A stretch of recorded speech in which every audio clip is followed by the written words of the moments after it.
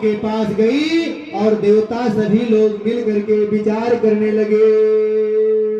बैठे असुर सब करे विचार,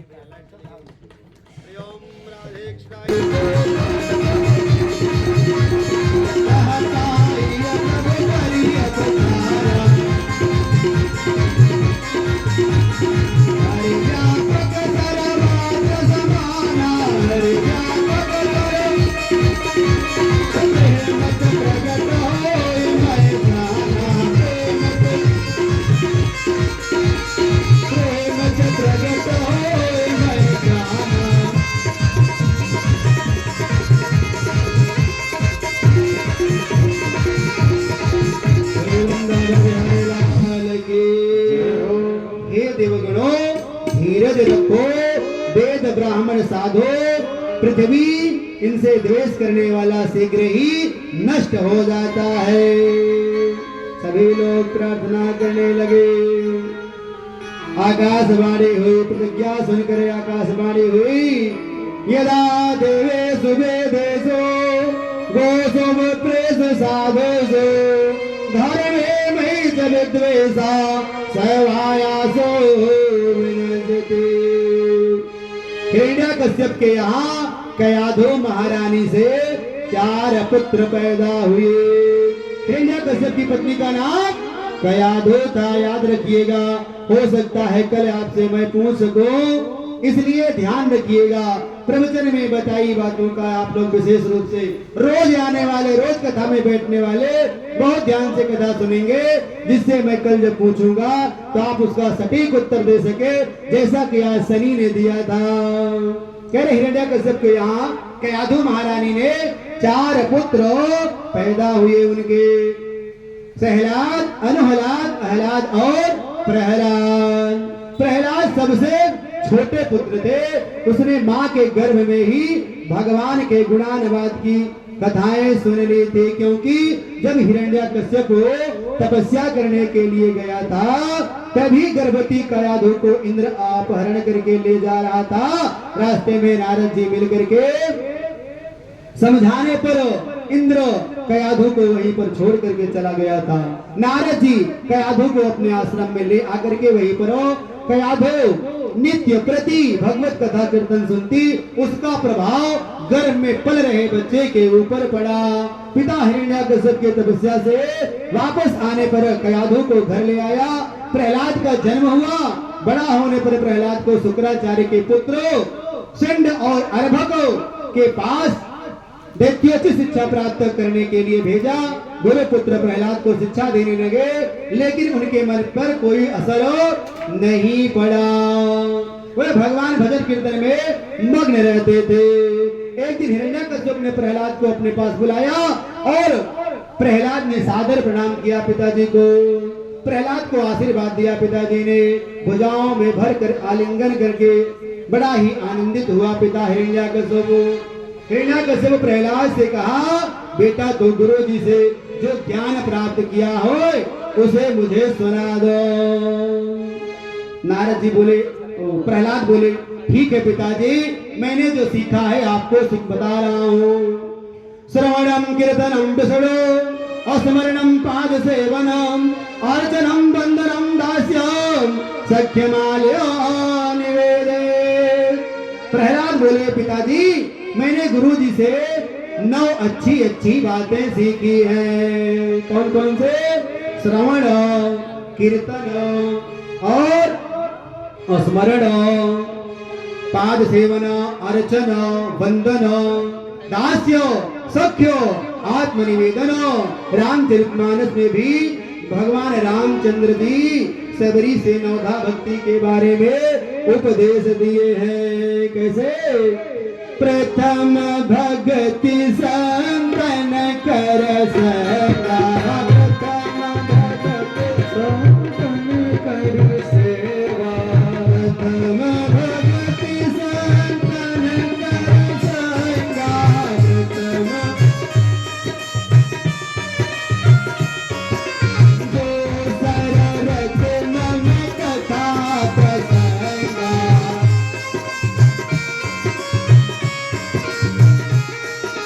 गुरु पद पंकज सेवा, गुरु पद पंकज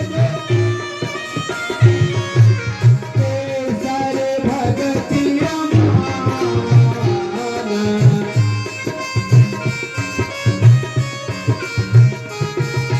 सौतेय भगति मम गुण गण, सौते भगति मम गुण गण, करहि कपट तदिगान।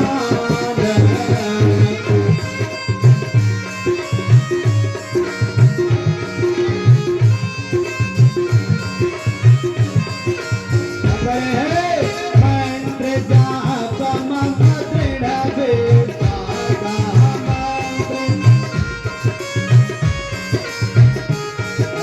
मंत्र जाप मम दृढ़ विश्वासा, पंचम भजन को वेद प्रकाशा,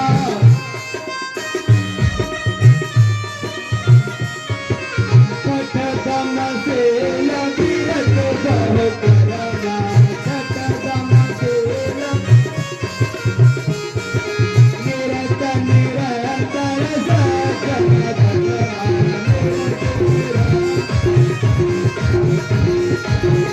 तव सम मोहि भय जग देखा जातो,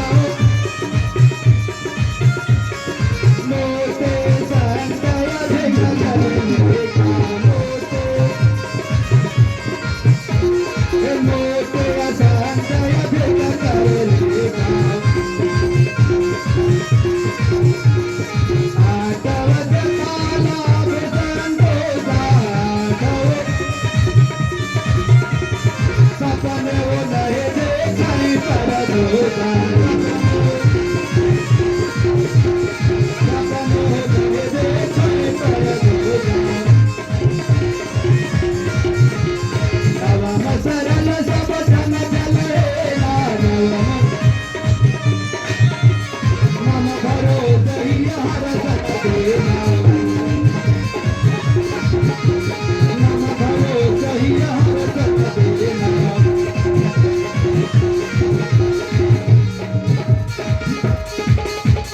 नवमहु जिनके एक हो, होय नारी पुरो, नवमहु जिनके एक हो, होय नारी पुरुष सचराचर गोय। करे हैं कि इन 9 भक्तियों, नवधा भक्ति के बारे में बता करके प्रहलाद कह रहे हैं पिताजी इन 9 में से यदि किसी व्यक्ति के पास एक भी भक्ति आ जाए तो उसका तर तारण हो सकता है, इस भव सागर से नैया पार हो जाएगी।